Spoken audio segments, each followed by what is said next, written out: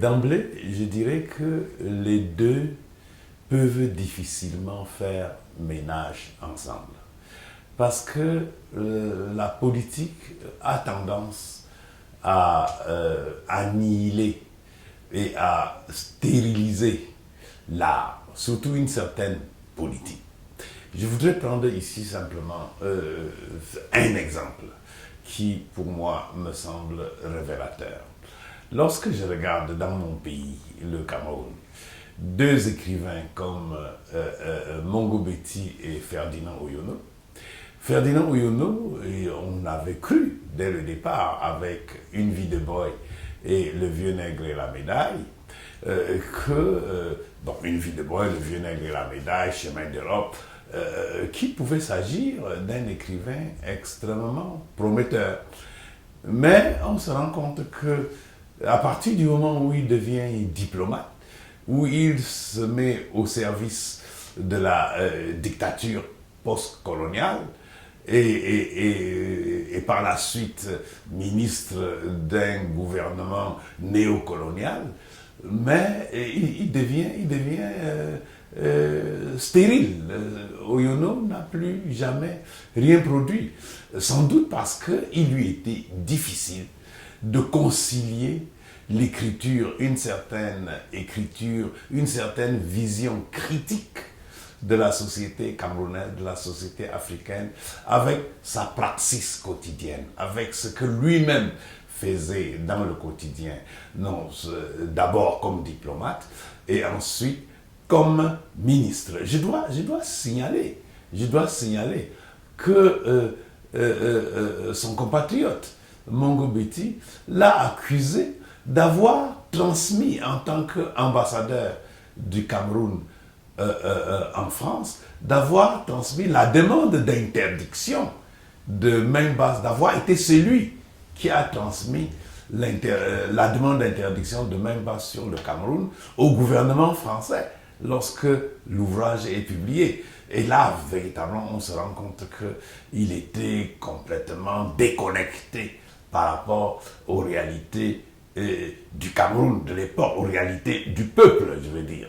Pas à sa réalité à lui, pas à sa réalité comme diplomate, mais aux réalités du peuple camerounais. Tandis que Mongo Betty, je ne dis pas qu'il ne soit pas un homme politique. Il a fait du militantisme politique, mais il a continué quand même à écrire, à produire des œuvres d'art. Mais c'était un militantisme relativement distant par rapport au pouvoir. Et on a eu l'impression qu'il s'est méfié du politique, je veux dire, de la politique politicienne, de l'entrée en politique, parce qu'il avait toujours l'impression que ça risquait totalement de le stériliser, comme ça avait stérilisé son compatriote. Je prends cet exemple-là, tout simplement pour dire qu'il est véritablement difficile, surtout dans nos pays du tiers-monde, dans nos pays africains, de véritablement continuer une production artistique tout en faisant de la politique active.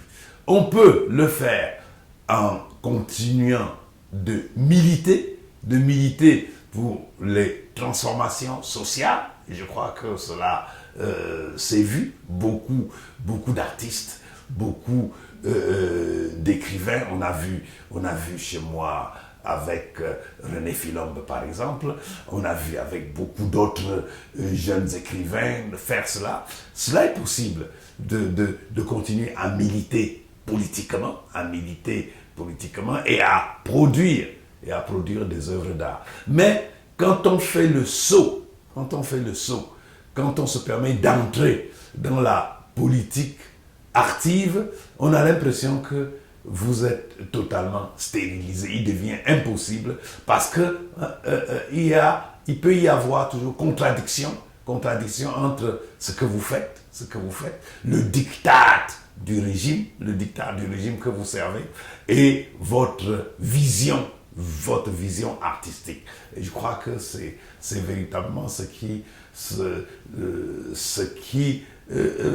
permet aux écrivains, d'évoluer dans notre monde. Je ne connais pas dans mon entourage ou dans l'entourage africain des écrivains qui ont pu mener les deux choses parallèlement. Bon, évidemment, si on remonte un peu plus loin dans l'histoire, on pourra voir des écrivains comme Léopold Sédar Senghor et dire qu'il a mené une carrière politique et une carrière d'écrivain.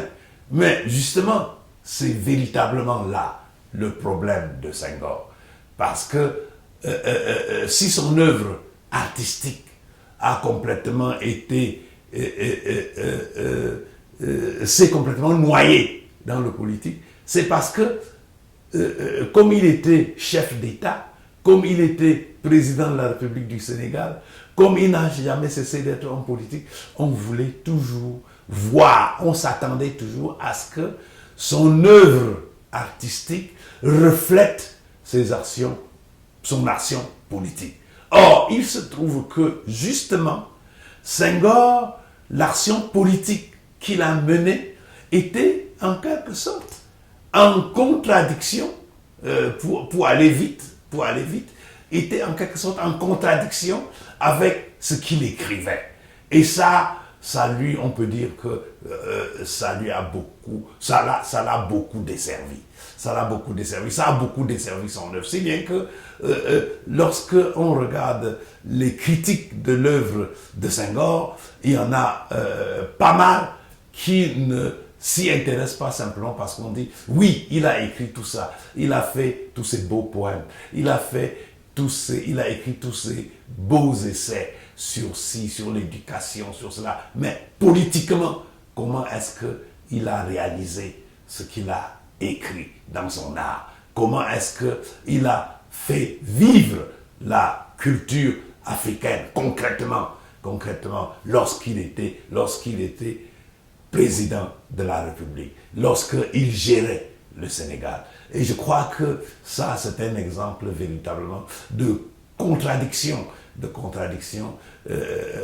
insoutenable telle que nous l'avons vécu. Et je me dis que peut-être on peut conclure en disant que il est possible de continuer à militer tout en produisant des œuvres d'art, mais qu'à partir du moment où on fait le saut dans la politique politicienne, dans la politique active, il devient véritablement difficile de continuer à produire des œuvres d'art. En tout cas, en Afrique, je ne vois pas qui a pu concilier les deux choses. Lorsque je regarde, comme je viens de l'indiquer, le cas de Senghor d'un côté et le cas de Mongo Betty, de Ferdinand Oyono de l'autre, ce sont des exemples pour moi qui me semblent suffisamment révélateurs.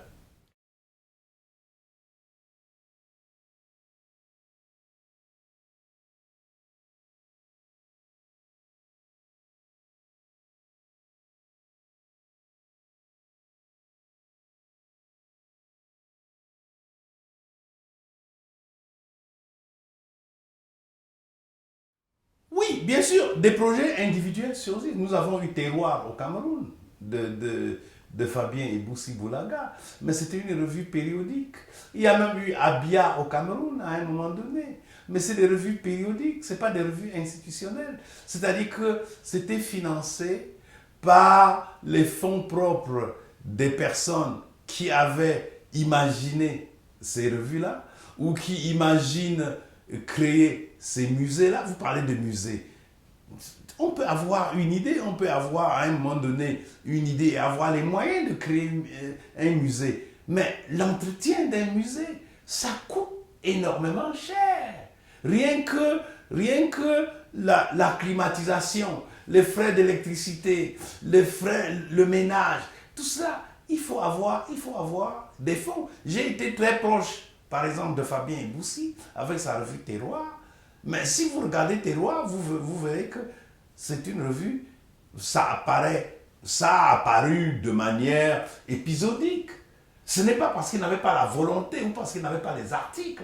C'est parce qu'il a voulu afficher son indépendance, son autonomie.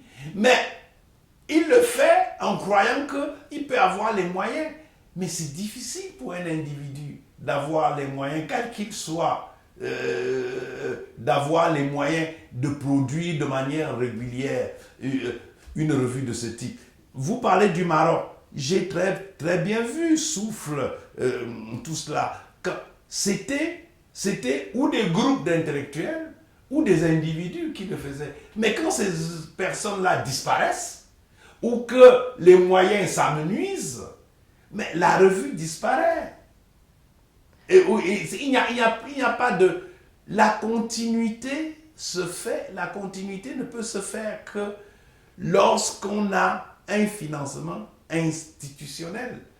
Et je vous le dis moi-même, puisque j'ai travaillé pendant longtemps à des revues institutionnelles. J'ai travaillé avec enfin la dernière c'est Présence francophone, revue institutionnelle. L'université disait, bon écoutez, vous allez publier votre revue, voilà, par an, on va vous donner tant d'argent, vous allez vous débrouiller pour publier les 2 numéros. Vous avez dans des universités en Amérique du Nord, ou même en France, des revues institutionnelles ou des revues associatives. N'est-ce pas? Vous avez la revue Appela en France, qui est une revue associative. L'association, n'est-ce pas? Les membres cotisent, et puis à côté des activités de l'association, on publie la revue. Donc la revue est pérenne. Il n'y a rien à faire. Tant que l'Appela existe, et il n'y a pas lieu que l'Appela meure, la revue continuera.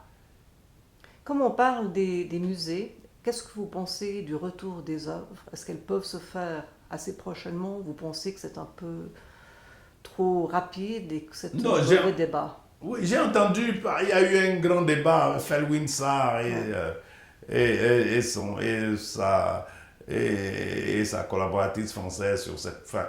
Ça m'a laissé un peu de marbre, cette histoire-là, qu'on fasse tant de bruit autour des objets d'art africains en retour en Afrique.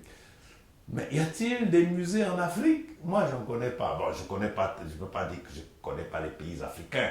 Peut-être qu'il y a des musées susceptibles de recevoir ces objets d'art-là. Ce serait bien que ces objets reviennent, mais pas dans n'importe quelle condition quand même. Ça ne sert à rien. Il vaut mieux qu'ils restent là où ils sont, plutôt que de revenir en Afrique, mourir ou disparaître, ou être détruits, ou être volés. Vous savez, j'ai vu dans les années 90, j'ai vu au Cameroun, Ahidjo, avant qu'il ne quitte le pouvoir, avait construit un nouveau palais, ce qu'on appelle aujourd'hui palais de l'unité. Mais avant cela, il habitait dans la villa du gouverneur des colonies, qui était à Yaoundé. C'était les Allemands, je crois, qui avaient même construit cette villa de gouverneur en briques de terre cuite. Et puis les Français sont venus mettre du ciment Lafarge dessus et ont mis la peinture pour bien effacer le passage des Allemands. Et c'était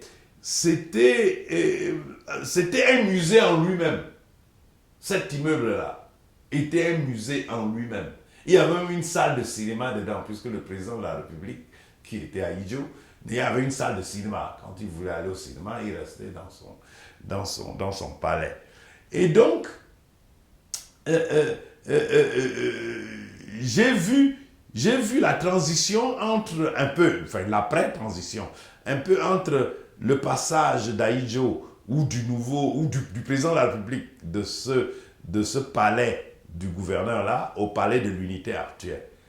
Mais ce qui s'est passé, c'est que